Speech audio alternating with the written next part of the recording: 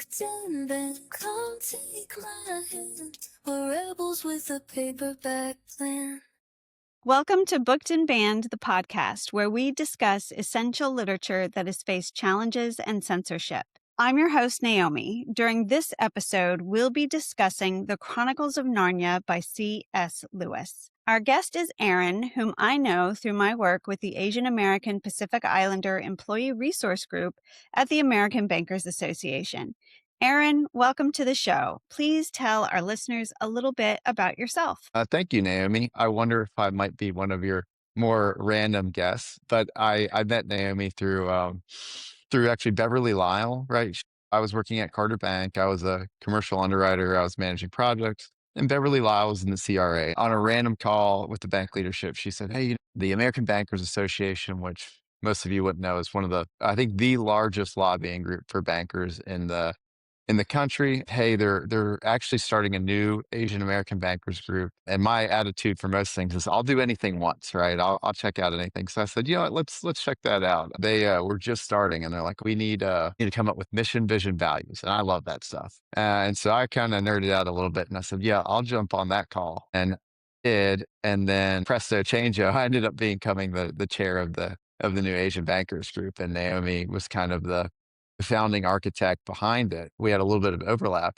and then she went on to do other things and start this podcast. I listened to a couple episodes. I actually listened to the Kill a Mockingbird episode. I thought was really good. Fahrenheit 451. So you're going through some literature, and then you're talking about some really good ideas here on the show. And so I jumped at the opportunity to be invited. Well, I'm so glad to have you. Before we begin, I'm going to give a brief overview. Well, I use the word brief. It's not brief. I'm going to give an overview of the Chronicles of Narnia. Please note that I'm a purist about this. I don't like the modern reordering of the books, and I'm sticking with the order in which the books were originally written and published. The journey into Narnia begins in The Lion, the Witch, and the Wardrobe, in a quiet country house during World War II, where the four Pevensie siblings, Peter, Susan, Edmund, and Lucy, stumble through a magical wardrobe into a land locked into an eternal snowy winter. Under the rule of the White Witch, Narnia never has spring,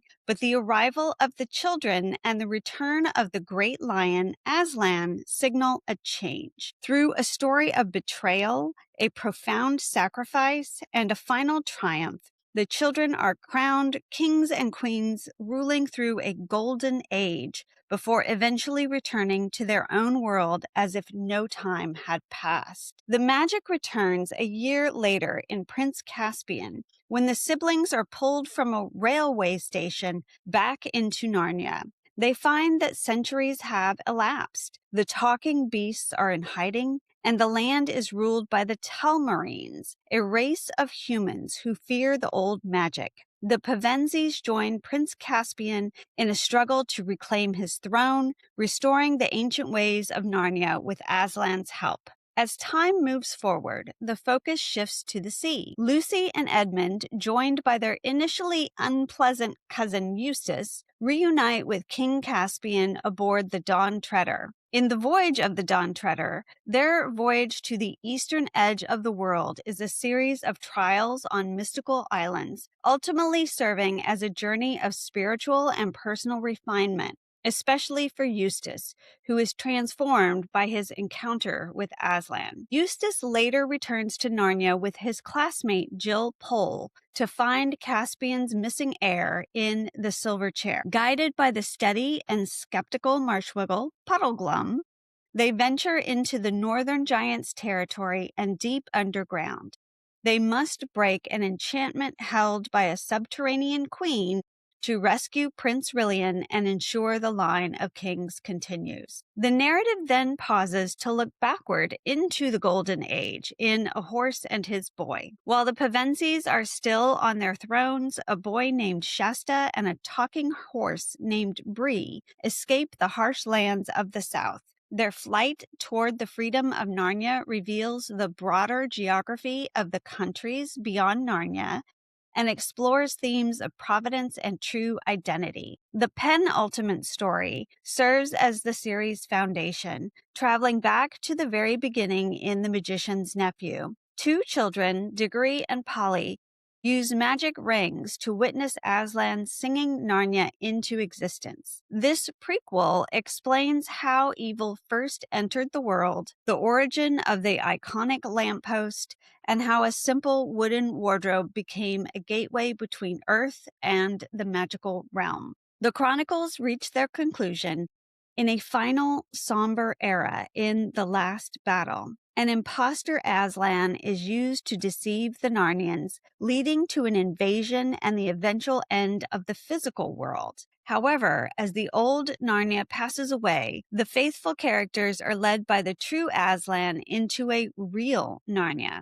a place more vibrant and meaningful than anything they had known before. The history of the Chronicles of Narnia being challenged or banned is unique, because the books are frequently caught in a crossfire between two very different groups: those who would find them too religious and those who find them not religious enough, or even occult. While never banned on a national or global scale, the series has a documented history of being removed from specific school libraries or facing public protest for the following reasons. First, there are the mysticism and violence challenges. In 1990, The Lion, the Witch, and the Wardrobe famously made the American Library Association's list of challenged books. In Howard County, Maryland, the book was challenged in schools for its graphic violence, mysticism, and gore. Critics pointed to the stone table scene, where Aslan is bound, shorn, and killed by the White Witch, as being too traumatizing for children. Most of these challenges failed because the, quote, violence, unquote, was viewed as central to a message of redemption, but it marked the first time the series was lumped in with darker fantasy. The separation of church and state in the 2000s. The most high-profile ban attempt occurred in Florida in 2005. Then Governor Jeb Bush chose The Lion, the Witch, and the Wardrobe as a recommended book for a statewide reading contest. The group Americans United for Separation of Church and State protested, arguing that because the book is a, quote, blatant, unquote, Christian allegory, its promotion by the government violated the First Amendment.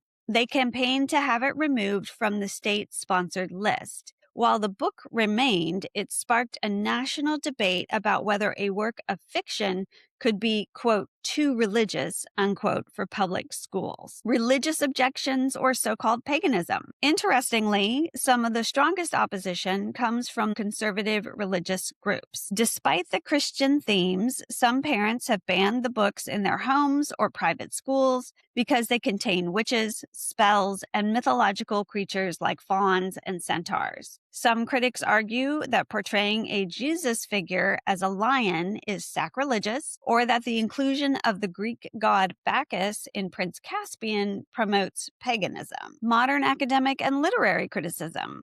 In recent decades, the conversation has shifted from banning to deplatforming or critical reevaluation. Books like The Horse and His Boy and The Last Battle have faced significant pushback for the depiction of the Calormenes. Critics argue that the description of their culture, attire, and dark-faced appearance rely on orientalist and anti-Arab stereotypes common in mid-20th century British literature. This has led some educators to curate or skip these specific titles in modern curricula. And then there's the sexism. A major point of contention in the series' pervasive paternalism, which frequently sidelines female characters from leadership and conflict while framing their caution or maturity as a lack of faith. This is most famously illustrated by The Problem of Susan, where a central female character is excluded from the story's conclusion and denied her place in the narrative's version of salvation simply for growing up and embracing adult interests. Throughout the Chronicles, women are often relegated to secondary roles or depicted as dangerous if they seek independent power, suggesting that a woman's worth is tied to a state of perpetual domestic innocence. So that was a lot. But Aaron, why did you choose to revisit the Chronicles of Narnia for the show today? You've mentioned that your genuine love for this series keeps you honest. How does having a deep emotional connection to a book change the way you approach the idea of it being challenged or restricted? Yeah, thanks, Sam. I mean, primarily, I really just chose this book to see how you would summarize 7 books in one go for a one episode podcast. I'm just kidding. I chose the Chronicles because I really loved the literature as a kid. And even now, I went back and read it and I enjoyed it. It is a children's series. I think you'd go back as an adult and you're like, okay, I see that it's a bit of a children's series, but it's still a fun book. Right? I enjoy the narrative, I enjoy the tale. I also do think it's a great series to delve into what I feel like is maybe one of the core values, if not the core value of this podcast. Because, I've listened to previous episodes and I feel like you've done a really important thing by hosting these discussions about these banned books, right? Because not only are you getting to cover some great literature, you're also creating a forum to discuss some of these very serious and impactful ideas, right? Censorship, control, power, etc. And you're able to do it in this kind of relaxed but earnest manner. And I think that's just really important right now. So one of the core ideas that I think will be fun to talk about with this book is that censorship really is actually a more nuanced topic than when we give it credit. And I wanted to use a book that I deeply enjoy and I care about because I do think it is more intellectually honest when you have something you care about on the line, right? Here's a book. I don't like it. I don't have any attachment to it. It's easy to say, oh, we can ban it or not ban it. But I think if we're going to take a look at it, let's take a look using some literature that we both can connect over. And I also think it's a good series to hinge the discussion on because you have this opposition to this book that comes from both sides of the political spectrum. So I think there's a little bit less baggage there. So it's not like, oh, it's a liberal book or it's a conservative book. It's just, hey, people on both sides enjoy this book. People on both sides or can have concerns or they want it banned. And so it's maybe a little bit more of a neutral ground. And I think as we continue to the next question, I do think it would be useful to understand some more of the context behind actually why C.S. Lewis wrote the series, because I think it's interesting. During the Second World War, C.S. Lewis actually took a bunch of children who had been evacuated from London and he took them into his home. Telling stories was one of the ways that he was able to entertain his guests. And so this is actually why many people believe that C.S. Lewis actually appears in the series himself as Professor Diggory, who Peter and Susan and Edward, they come to live with. And, if you read the books or watch the movies, it's kind of like the nutty old professor that they're kind of nervous about at first, but then they realize he understands what they're doing. They go to Narnia, they come back, he understands. And so he kind of inserted himself into that story. And this is apparently where some of the core ideas of the series first came to life. C.S. Lewis also apparently loved fairy tales. He had apparently created his own world called Animal Land as a child and had talking animals. And then another important point is, of course, C.S. Lewis in a group of writers called the Inklings, right, which most famously included his close friend, J.R.R. Tolkien, the author of The Lord of the Rings, who interestingly enough was apparently appalled at the Chronicles of Narnia on the basis of C.S. Lewis kind of melting all these mythologies together in kind of a haphazard way, right? Because he writes it as a fairy tale, so he kind of just mangles it together, whereas Tolkien's more of a purist. And so one of the worst offenses being putting Father Christmas right into the Chronicles of Narnia. All of a sudden, Father Christmas appears, the kids get presents. I think it's also good to remind ourselves that Lewis here is not really aiming for mythological congruency. There are elements in it that he's weaving in, but at the end of the day, he is also writing a children's book. A lot of these came from his love of his own imaginary world as a kid, mixed with elements of just storytelling for his guests. And so there's elements that are really deeply thought out, I think, in the Chronicles of Narnia. And it sometimes rings a little bit incongruent with these other elements that are kind of just like thrown in there. And so another thing, lastly, that surprises people is that actually C.S. Lewis, it surprised me when I first learned this because I used to believe, hey, this is like strictly allegorical, but he denied that he ever sat down to write an allegorical tale that encoded Christian truths into it, although it certainly ended up being the case, right? So C.S. Lewis stated that he did not intend for the Chronicles to be a strict allegory. Rather, Lewis noted that he focused on 2 things in the series. So he calls it the what if question. And he actually, instead of calling allegorical, he calls it a supposal. And it kind of goes along the lines of suppose there were this Narnian world, like ours, it needed redemption, which is what he believed. How would our God go about redeeming that world? Right. So and it kind of blossoms out from there. Suppose this was the case. How would this happen? And he kind of just lets his imagination go on there. And then he did note that he did it in a way to try to bypass the preconceived notions that readers may have about religious themes. And so he was less concerned with a strict one-to-one religious allegory and more about weaving what he felt like was probably his worldview on what is true into the story in it, because he wanted to affect the readers emotionally instead of necessarily catechizing them with doctrine. Well, I think you're absolutely right. And just given what I knew about C.S. Lewis or learned later, I did not know this when I was a child.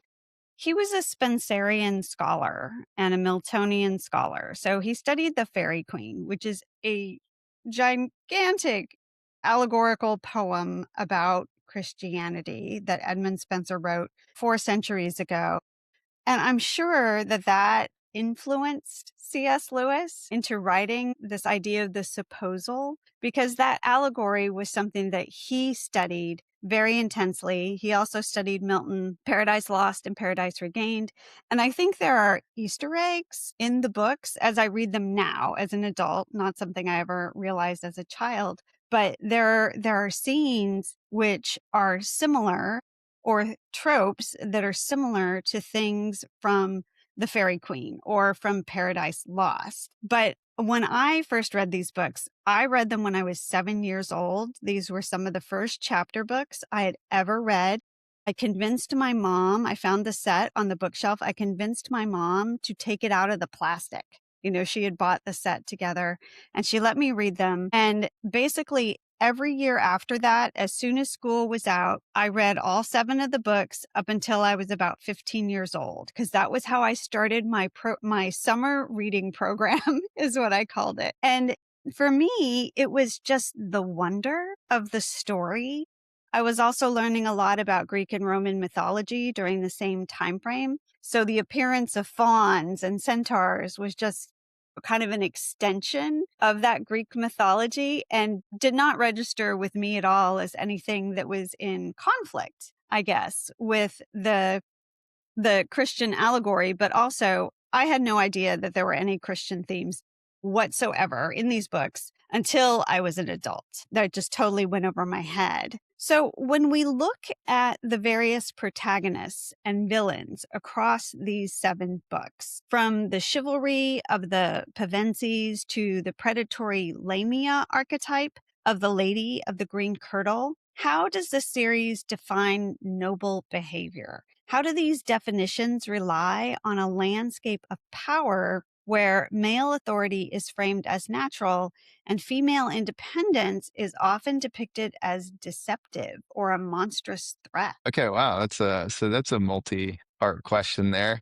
As we probably unpack it, I probably have a little short answer, and then I probably have the longer answer on the landscape of power, and maybe lead into a bit of a discussion here. I think noble behavior, this is probably not all encapsulating, but there's some key elements throughout the 7 books. What did the noble characters do, right? They put Narnia's best interests above all. That's kind of a reoccurring theme. I think about Diggory going and picking that apple from the garden and the magician's nephew, and he has to struggle with this inward, dialogue. And then you also have the witch being like, "Hey, you can save your mother," and he has to weigh that, and he eventually puts Narnia's interests above everything else. And so, putting other people's well-being above yourself is another theme of noble behavior, right? So, doing the right thing when it requires courage. I think that was one of the interesting things of the book, right? Is the characters are actually children, right? And Narnia changes them a little bit, but it's always shown that they're still children. They're not grown adults, except for a few times. Horse and his boy, is grown now. Lucy's grown, but for the most part, they're children, right? Eustace is, for example, is scared like all the time, right? Like having courage, putting courage over fear, I think is one of the examples of noble behavior. Faith is a big theme.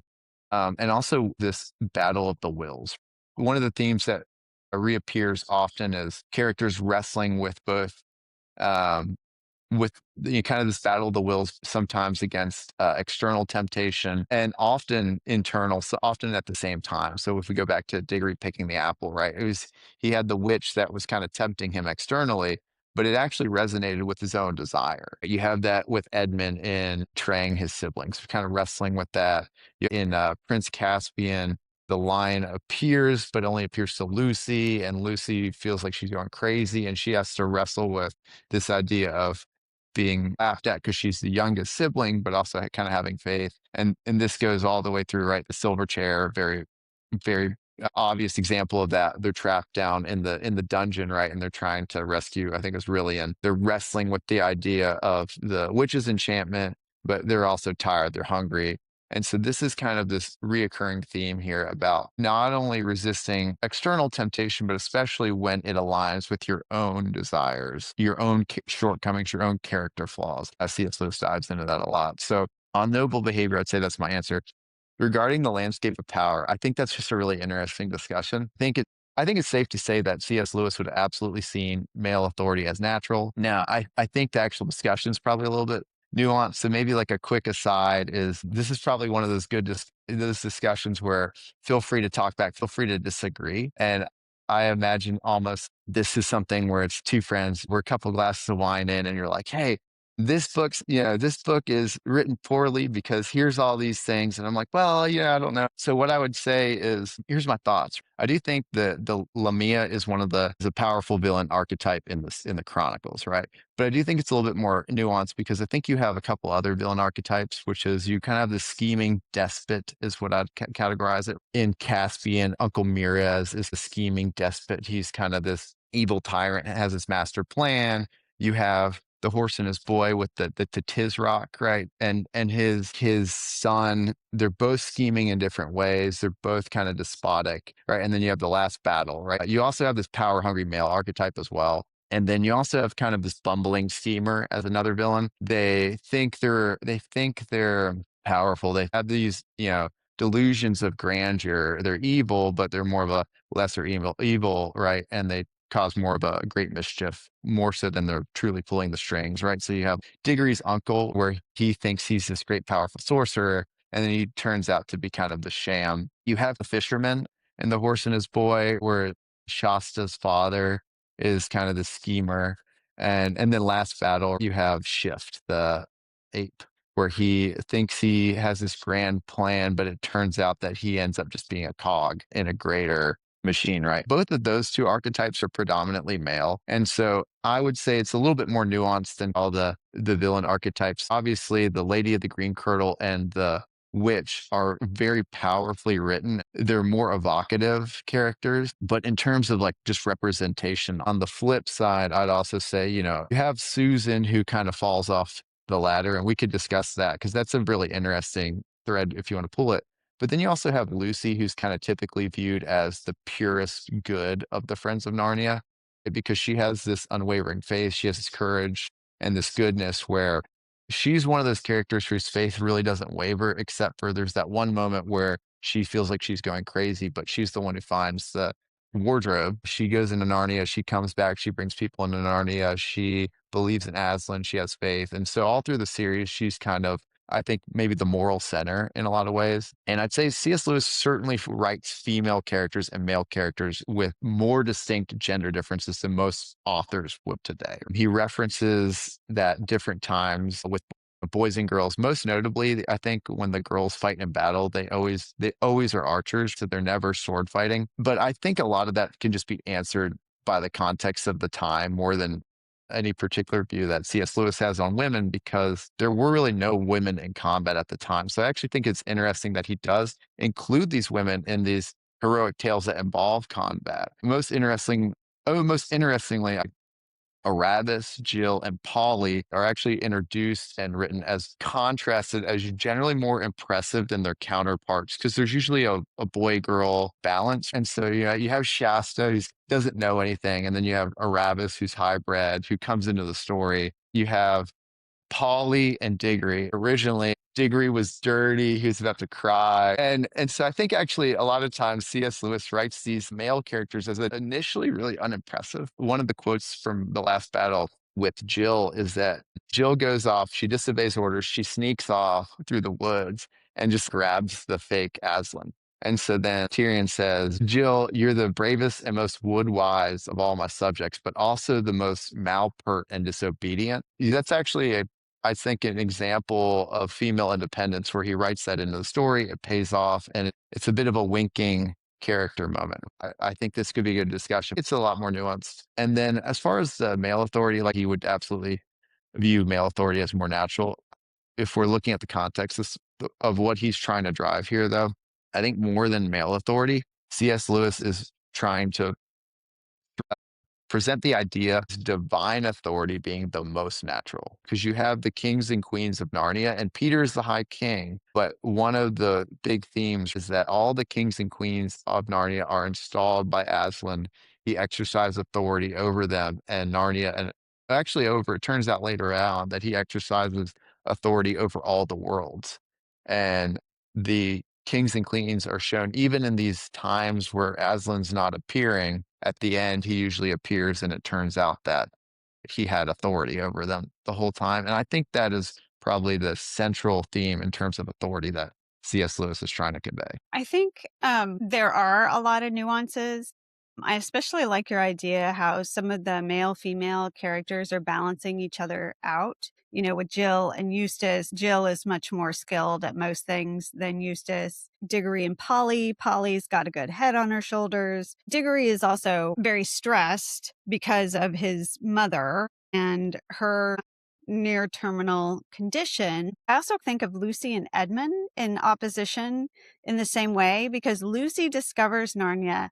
Then when Edmund discovers it, he lies about it to the others and betrays Lucy. And that is just a foreshadowing of his betrayal when they do go back into Narnia, or all four of the children, Peter, Edmund, Susan, and Lucy, go to Narnia together. Edmund, of course, is caught out that he had been there before, but he also is going to betray Aslan, basically, and run off to the White Witch. And Lucy, she is portrayed as more pure of heart and this moral center. And I also thought about women being in combat. Well, the first women in combat were nurses. And Lucy's gift from Father Christmas, when they're trying to get to the stone table and Aslan and all of that, her gift is a cordial that heals other people. And she goes across the battlefield. She's in this kind of nurse position when she does that. It's very much how C.S. Lewis would have envisioned or actually seen women on the battlefield, like in World War II and World War I. It was the nurses, right? Which is interesting. I think the male power versus the female power, the men are despots, like you said, or like Prince Rabadash and the Tisroc, or King Miraz, or they're these bumbling idiots like Diggory's uncle and Shift, this ape that is just trying to get power, some sort of status, and they're sort of bumbling and non-credible. Where I think that contrasts with the way that gender is depicted in relation to power is the White Witch and the Lady of the Green Kirtle both have supernatural powers, which none of the men have. The women can cast spells. The way that Rillian is bound, the White Witch, she turns people to stone. She can put a drop of something on the snow and create a hot drink for Edmund and the Turkish delight, which he finds so delicious. They have some sort of magical power, which is different. And I also think this leads us to some of the Easter eggs that are in the book. The Lady of the Green Kirtle is a Lamia figure, and Lamia is a poem by Keats that C.S. Lewis would have been familiar with. There's also a Lamia figure in a poem by Samuel Taylor Coleridge called Christabel.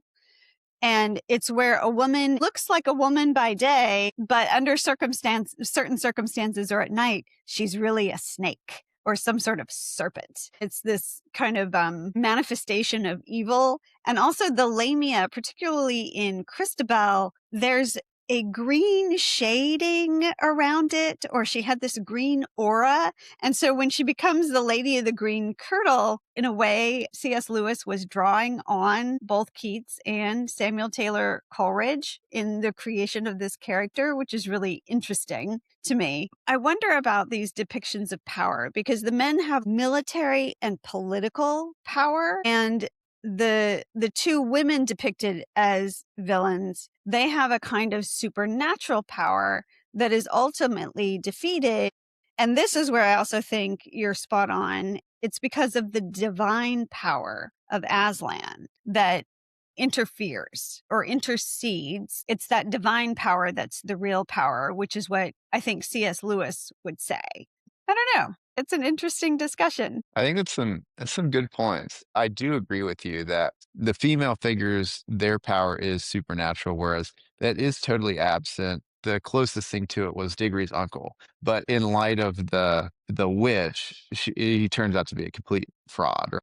And there's a couple threads that I wonder what you think about this. So one, I think the first question is when we're looking at it in that context of gender, you have all these intersecting things, right? Like, what is C.S. Lewis really trying to say? Right? Is this more revealing of C.S. Lewis's opinions on gender, or is it more revealing on where he's drawing influence from for his mythology? And I would say if we look at the whole context, I would lean towards, I think that it would be where he's drawing from mythology, the literature of the day. He's pulling from that as he pulls kind of haphazardly from a lot of different sources. Of course, he's not here. We don't know for sure. But when we look at typically how he writes these characters, there is actually a lot of balance in male and female characters that you wouldn't even find in his contemporaries like J.R.R. Tolkien. I love The Lord of the Rings. It's also a joke that in the movies, every line that a female character says to another female character, and there's like one line and it just goes black, right? And so there is actually a really big difference in how C.S. Lewis writes these with some of his other contemporaries.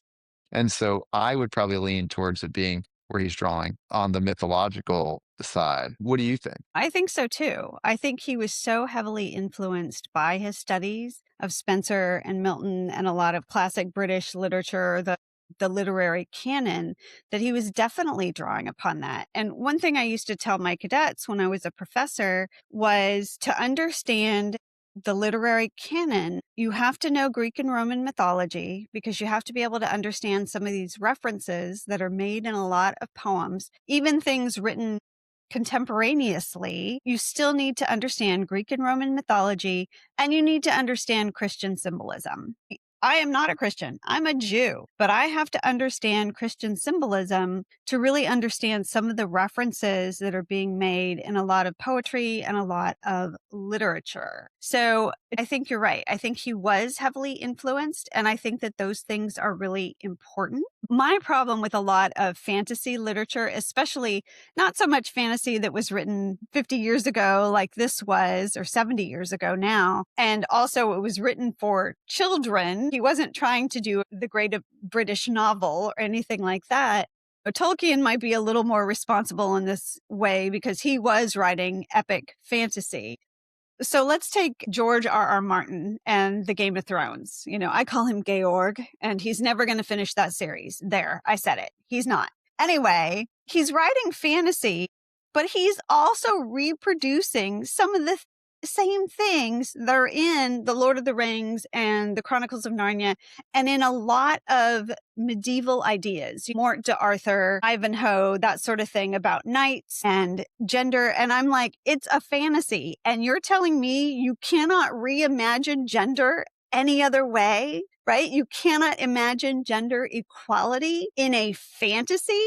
And so I have a problem, actually, I think more with contemporaneous writers who can't get beyond medieval depictions to get to a place of how do we write gender equality that can still be placed in a medieval setting, but is actually not reproducing some of the same sexual stereotypes and gender stereotypes. We should move on to the next question. Most people claim to be against censorship in the abstract, yet almost everyone has a line that they would draw. In the context of Narnia's complicated history with both religious and secular critics, how do we move the conversation from yes or no to the more difficult questions. When, how, and for whom should these books be available? What are the meaningful distinctions between a book being banned and it simply being removed from a required reading list for a specific age group? It's a great question. I think that this is kind of one of the important things that we can talk about on this platform. It's changed for me a little bit. I have two kids now. I think when I was younger, right, I did have that kind of attitude of like, oh, if a book's banned, that's the book you got to read. Everyone should read it. And then you start having kids and you start thinking about your kids and you change a little bit. You're like, okay, is that all the time? Is that always true? And as I've thought about it, I do think we should probably establish two things here, right?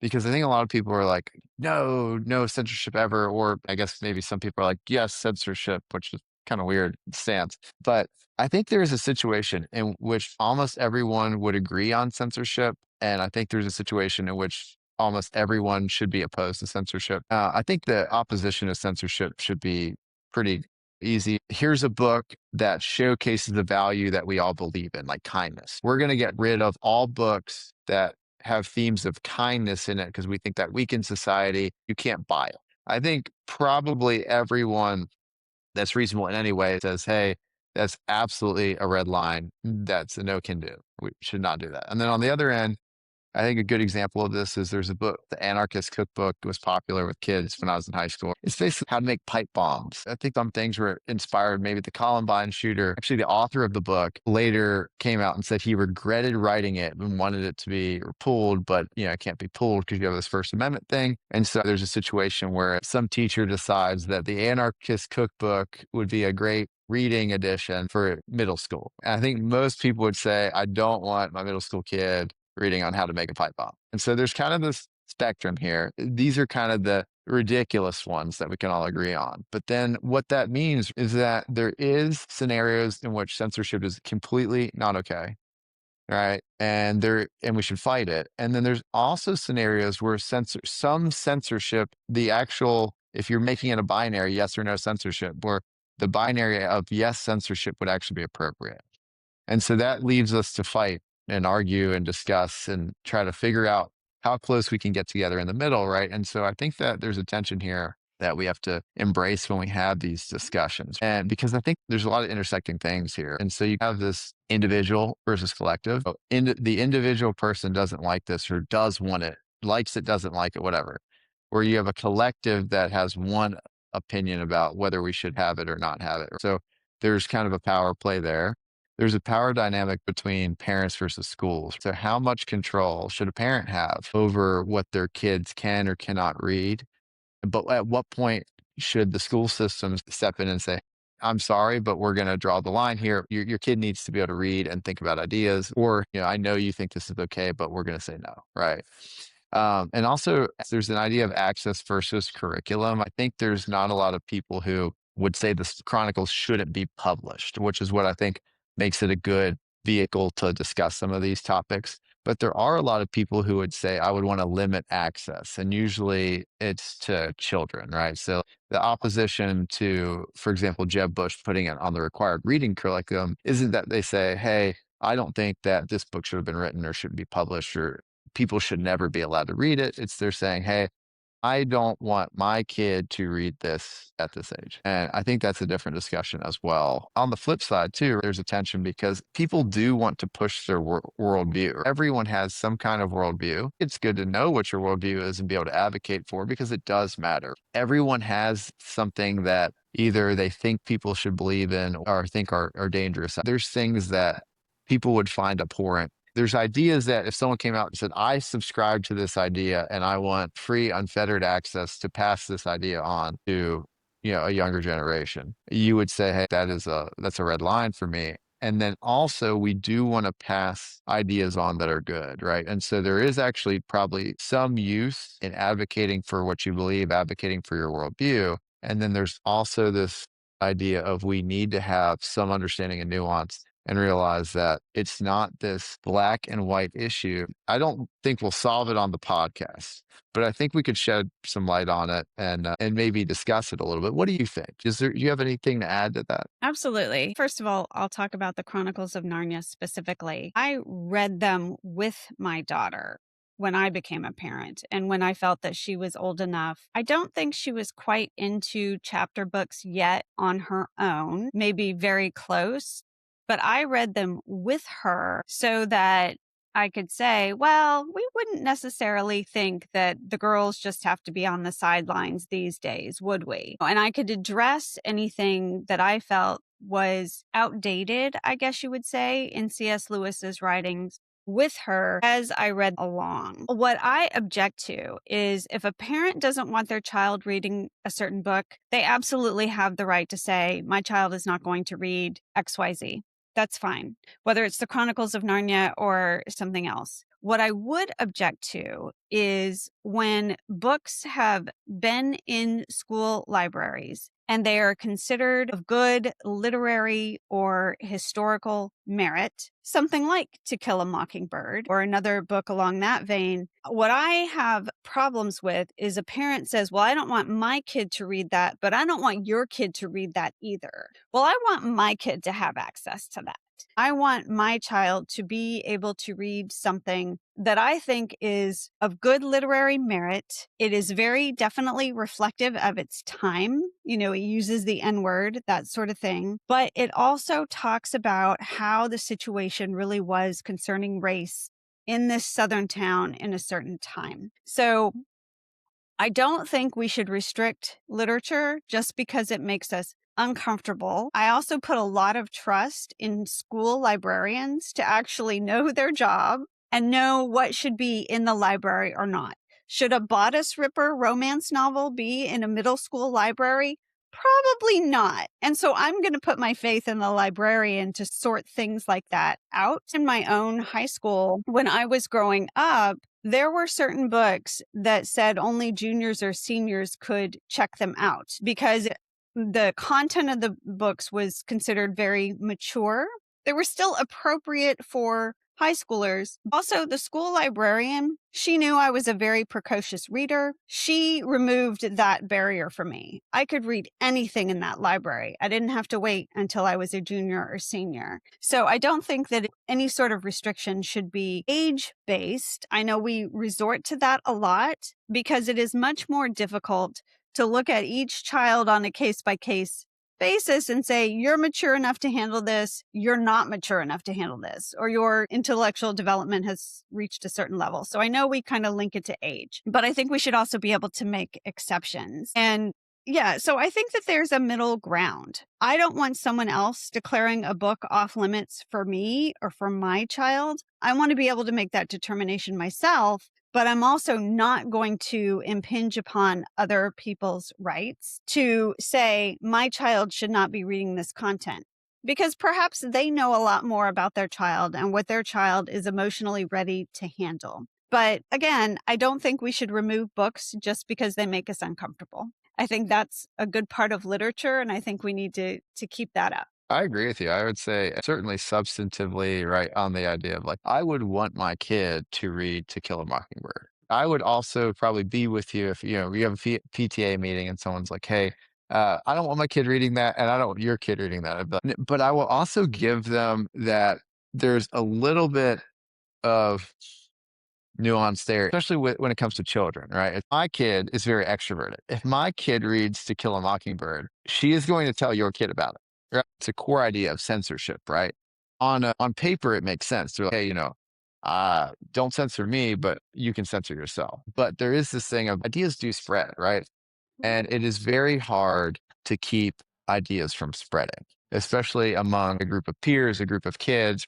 While I would not agree with that person, I can be a little bit sympathetic to the idea of, so for example, like Chronicles of Narnia. I would let my kid read the Chronicles of Narnia as soon as they are able to read that level of reading, right? I think it would be appropriate. And if someone said, I don't want my kid to read that, I'd be okay. I respect that. But I also understand, even though I disagree with that, I understand it would be hard for them, right? If our kids are in a close proximity, if the idea is you don't want your kid to read that because you don't want them to be introduced to the idea of women not being in these roles, or the idea of the calormenes are offensive, or the cult or the violence. I understand your concern that there's going to be some osmosis where if our kids are interacting, they will be exposed to that idea. And so I I think it's interesting. I get that it's a little bit tricky despite what I want and believe. Oh, it's totally tricky.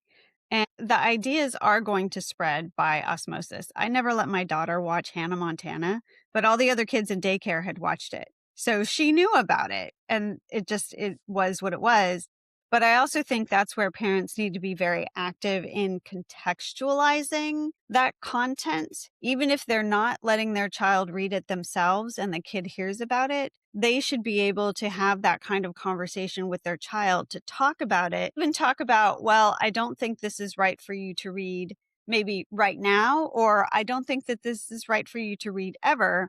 They should still be in that dialogue with their child, I would hope, as a parent. But I also know we're all busy and it doesn't always work out that way. But since we're still talking about censorship and contemporary values, Narnia is unique in that it has been targeted by conservatives for its pagan mysticism and by liberals for its paternalist and orientalist depictions. Does the fact that this series is offensive to different groups make it a more neutral ground for discussing censorship? And I think your answer to that is yes. Or does it simply prove that no literature can ever be truly safe for all audiences? I think the answer is yes. I think yes to both. Going back to that question, of course, no literature will ever feel safe to everyone, especially over time and across cultures.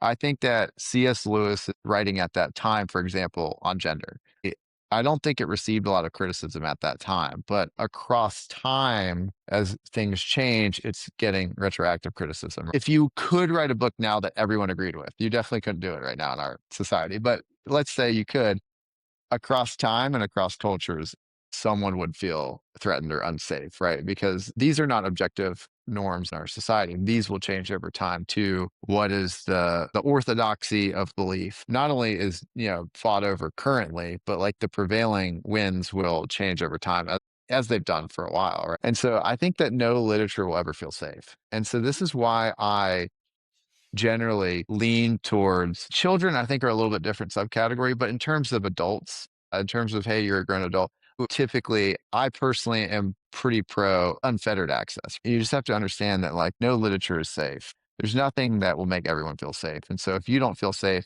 you just understand that there's literature you like that make other people would feel the same, right? Now, I think it is a good, especially good series for discussing censorship for a few reasons.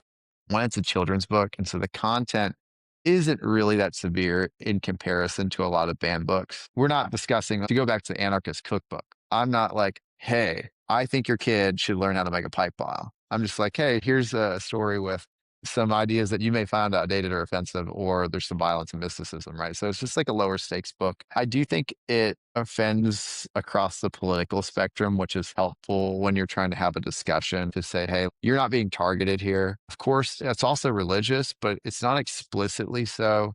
And it's certainly not a religious text in any sense. So there's not that level of baggage. You're not going to have some religious riot over the Chronicles of Narnia. But you also have the religious themes. And so I think it's especially good piece where the stakes don't feel like life and death. Everyone could probably live with losing the argument on this book. I don't think a lot of people are going to riot if the book is banned, but also it's not like the top of the chopping block for any one group. There's no group that's sitting around and being like, if we ban one book, it's got to be the Chronicles of Narnia. I do think it allows you have something that's lower stakes. It allows that to kind of get put as a little bit of a discussion piece where we can sit around here, we can talk about censorship. And if I lose the argument here, I don't feel as threatened than if we're talking about some religious text or talking about the Bible or something like that. Throughout the series, the characters are constantly out of place, literally and figuratively, whether they are children from our world or Narnians living in exile.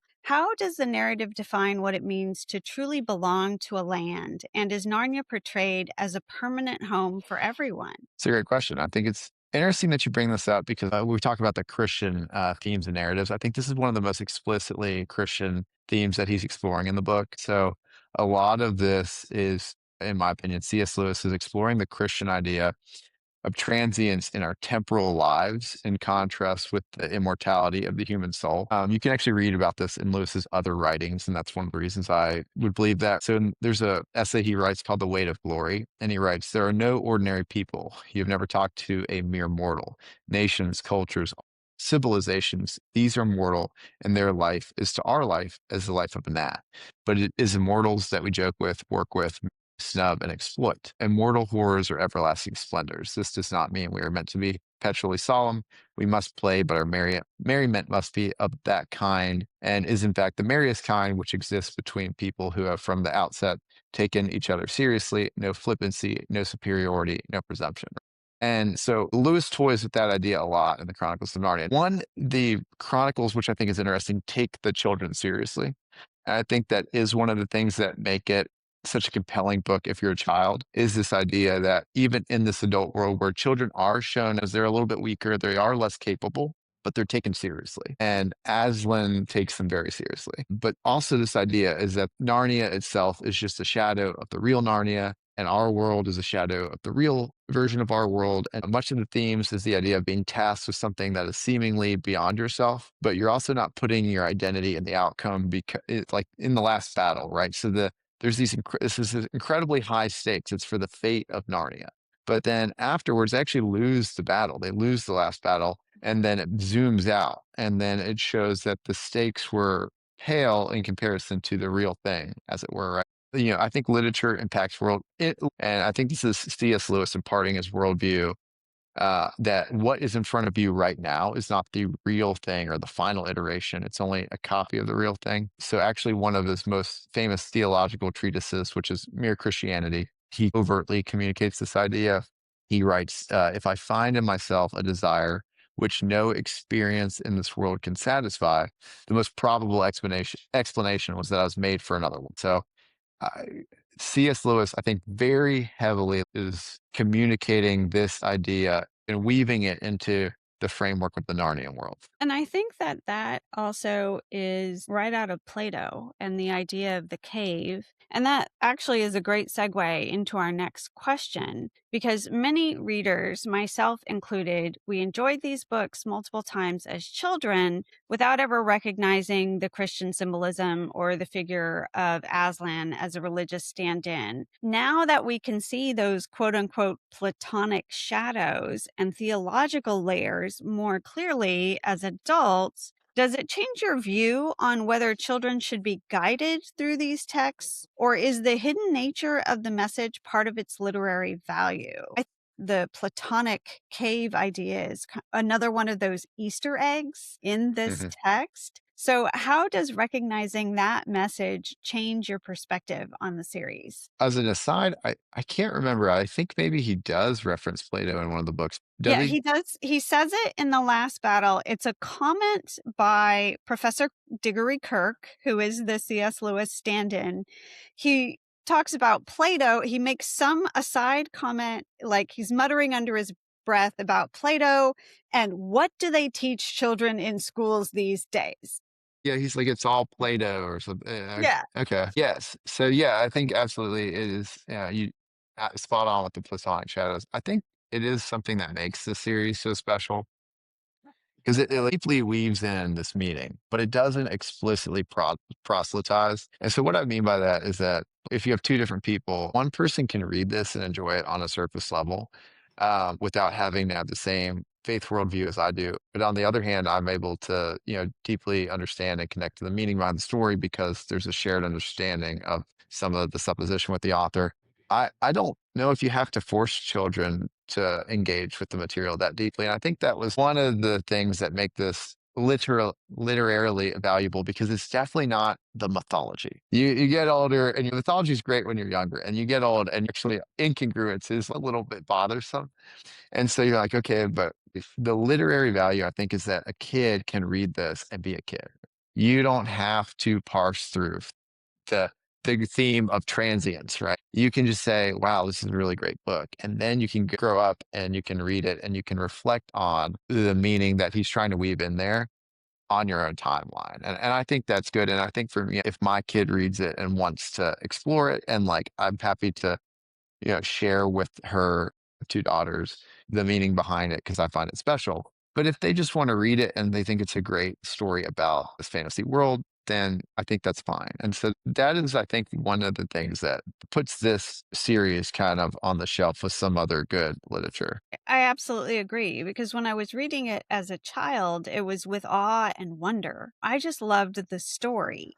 I didn't need to see all these layers, didn't really care about them. And when I read them with my daughter, I could see them more clearly, but I was not having these conversations with her. I was having more of a conversation with myself about some of the other layers that I never saw when I read them on my own as a child. Like I said, I did provide some context to her and guide her in what I thought were some of the racist depictions of the Calormenes and some of the gendering that happened. But we did not talk about, Platonic caves and things like that, or that Reepicheep might actually be Sir Galahad in disguise because he's going on a quest and all of that for the Holy Grail or what have you. But it's time to wrap up. So what is your core thought or truth about Narnia that you want to leave with the listeners to reflect on for themselves? I have three little quick ones, right? And so one of the ideas I always really like in regards to Narnia is that this idea of Aslan being not a safe lion. And I think that one of the things that C.S. Lewis weaves in there that I really connect with is this idea that what is good and true is not necessarily the same as what is safe and what makes you feel comfortable. And I think one of the best stories of that is Eustace in the Dragon Skills. He becomes a dragon and he's absolutely terrified of the lion, but the only way to absolve himself of like the dragon's curse is to trust the lion and also to undergo what was really a painful process and experience. So I think that is probably one of my favorite truths in the Narnia series. And then also a truth about the podcast. I think in this increasingly polarized world, I think the ability to think critically and through the nuance of the things is important despite it being less satisfying. Because I do think it is inherently, at the end of the day, it's ridiculous that anyone would not want their kids to read Kill a Mockingbird and would try to ruin it for me and my kids. And I think that is like a more satisfying take than to like force yourself to be like, okay, I still disagree with it, but there's a little bit there that I can kind of understand the logic path behind. And it's not quite as cut and dry as I want it to be. I think that is important. And I think that a lot of people don't do it because it's less satisfying. But I think that it's important right now in our society. I think we should try to build these bridges and have these relationships with people that we disagree with, even where there's disagreement, and also advocate for your worldview, right? You don't have to build this bridge at the expense of what you believe. At the end of the day, we probably both think that our kids should read To Kill a Mockingbird or even Chronicles of Narnia. I'd love my kids to read the Chronicles of Narnia. But I think that I shouldn't have to sacrifice that, but I also should be willing to build a relationship with someone who would say, hey, I don't like it for whatever reason, occult violence or sexism and racism or whatever. I don't like it. I don't want my kids to read it. I don't think your kids should want to read it. And I think we should try to have those relationships, still advocate for our worldview and try to think critically through the nuance of it and try to be winsome. I think that's really important right now. And so I'm grateful to be on this podcast. Thank you for coming on. And I really appreciate your insights and I appreciate the discussion. And I'm sure we'll be able to continue it. At least I hope so. Our next episode will be a discussion of Tar Baby by Toni Morrison. A previous episode we did Beloved, but now we're doing another Toni Morrison novel. She has many, so there may be many more in the future because I think all of them have been banned. Thank you for joining us today. As Isaac Asimov said, any book worth banning is a book worth reading. Booked and banned and bound by pages, stories hiding through the ages, whisper truths that still ring clear for those who choose to listen here. Booked and banned.